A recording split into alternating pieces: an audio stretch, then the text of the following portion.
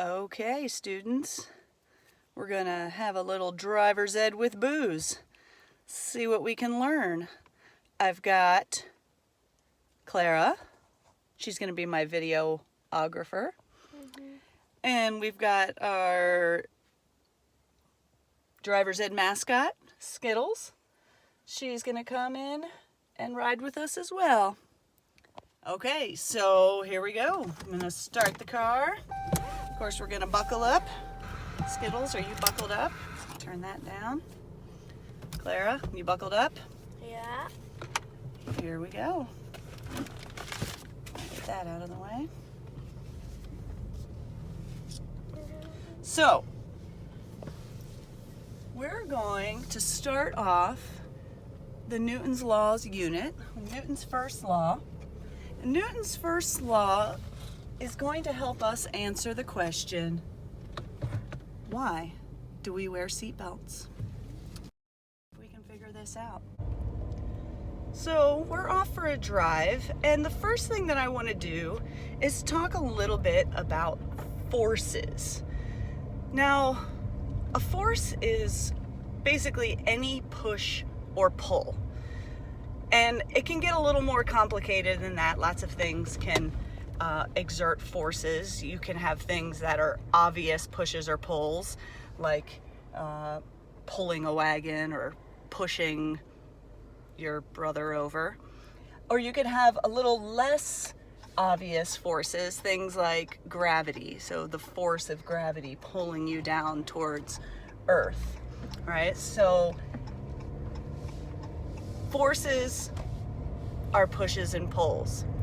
Now, when we're driving, right, there's lots of outside forces working on us and the car, and inside the car as well. So if I'm exerting a force on the gas pedal to speed us up, right, am I speeding up? Yes. And a force on the brake pedal to slow us down. So I exert a force which then causes the brakes to exert a force on the brake pedal.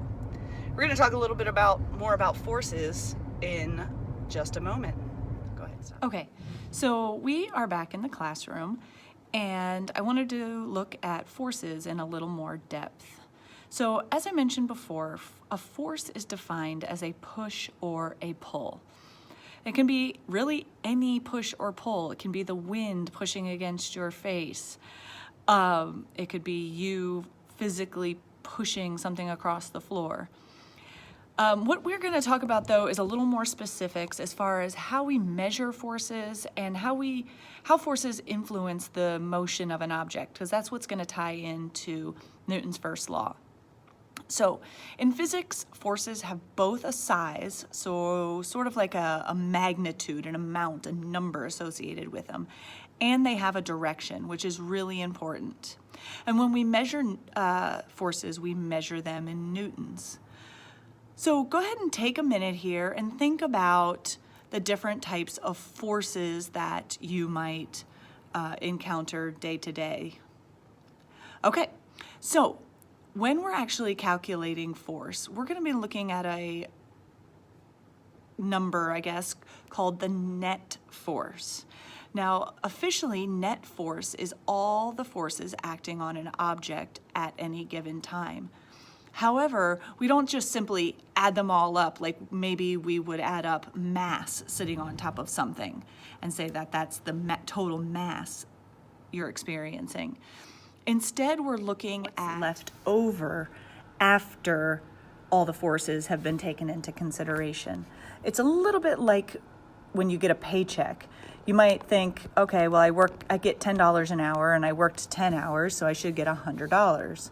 Well, that's your gross pay, but then all the fun stuff like taxes is taken out, and what's left is some measly amount of that original gross pay, and that's called your net pay. So it sort of works like that. Let's look at how we calculate that. And it's really important because net force determines what happens to an object's motion. It determines whether an object will change what it's doing. So if the net force acting on an object is 0, which does not mean that there are no forces whatsoever acting on there, It just means that the net force, what's left over, is 0. The object's going to keep doing what it's doing. If the net force is some number greater than 0, the object will change what it's doing or change its velocity. So let's look at that. So here we got my little dinosaur here, and hopefully you can read my scribbles. But what this dinosaur has is a simplified setup of what the forces are that are acting on it. So I have 10 newtons acting from the left and from the right, and 10 acting from top and bottom. Now, when we calculate net force, we look at the forces in pairs. The forces that are acting opposite each other are subtracted. Forces that are working in the same direction are added. Now, in this case, all the forces are working opposite each other. So if you look left to right, those are opposite directions. And so you would take 10 newtons minus 10 newtons, and that would give you 0 newtons left over. Take the top and bottom, also 10 minus 10 is 0. So the net force acting on the dinosaur is 0. Okay, so let's look at a couple other examples. Here, my husky dog is sitting on a chair. Hopefully you can read again my scribbles here. But again, I've added just some simplified forces here to help us get an idea of net force. So here I have 10 newtons acting down, 10 newtons acting up, 20 from the left and 20 from the right. So again, these are in opposite directions. If you look at the pairs, they're in opposite directions, which means that you subtract. So 10 minus 10 is 0, 20 minus 20 is 0. That gives us 0 newtons net force. So the husky will keep doing what it's doing. And the same goes with this desk. So the desk, again, I gave it all 10 newtons. It has, if you take the newtons and subtract each other, subtract the opposites, 10 minus 10 and 10 minus 10, again, you get 0. But let's look at what happens when you add some greater force.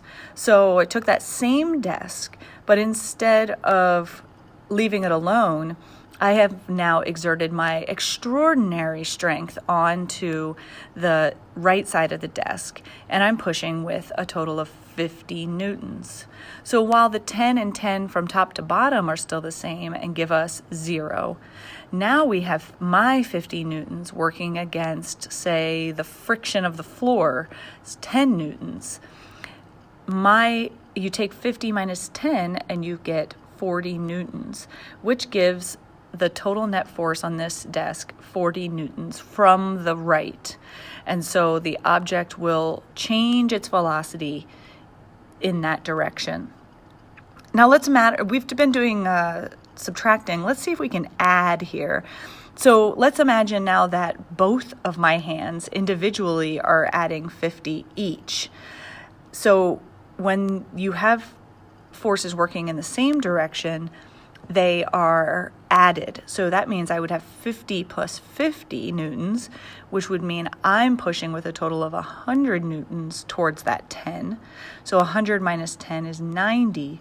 Now the desk has a 90 newton net force. Same thing goes with this Clorox bottle. I am lifting it off the desk. So I am exerting a net force in the upward direction. So it's not coming from the sides. We've got balanced forces on the side, 10 to 10, and I've got 10 pulling down, but my hand is exerting an extra 10 newtons going upward. So the total net force on the Clorox bottle is 10 newtons.